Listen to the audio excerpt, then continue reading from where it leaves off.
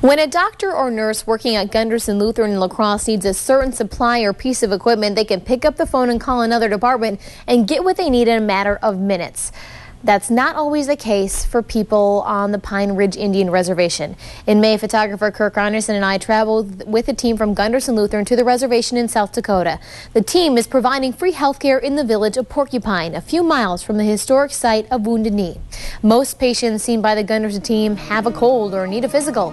But as we show you in our exclusive series, Healers at Wounded Knee, the team has to be prepared for anything.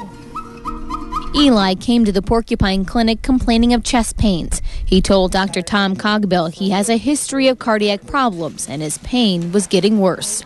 We gave him an aspirin, gave him one of his nitroglycerin tablets, put oxygen on him, took his vital signs, did a complete exam, and he just didn't get better. The Porcupine Clinic is just that, a clinic, not an ER. It's not equipped to handle a cardiac emergency.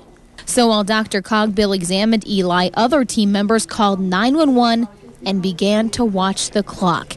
It can take the ambulance up to 30 minutes to get to the clinic and another 30 to get back to the hospital. There is an ambulance stationed at the clinic, but as you can see, it's out of service. This tire has been flat since the Gundersen team first started working here almost a year ago. Back in the clinic, registered nurse Tess Hartung and Dr. Bob Witt quickly gathered IV supplies, only to find some of the drugs they needed were expired. It expired last July. Others were missing. All of us thought we had IV supplies here, and we did. All the materials for starting the IV was here, but we just didn't have any fluid to connect it up to. And it appears that we did have it, maybe they outdated and they were thrown away and we had no way of knowing. When the ambulance arrived almost a half hour later, Eli, while not out of the woods, appeared to be in stable condition. He's actually on his way already. Okay? And I think it's BLS, but he is on his way. And Dr. Cogbill breathed a sigh of relief for a brief moment.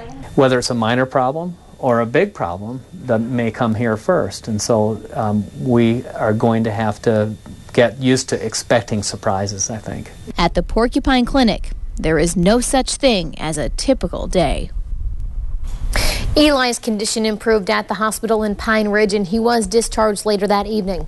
The next morning, the Gundersen team picked up new IV supplies, fluids, and other equipment from the hospital, hoping to be better prepared for the next seriously ill patient.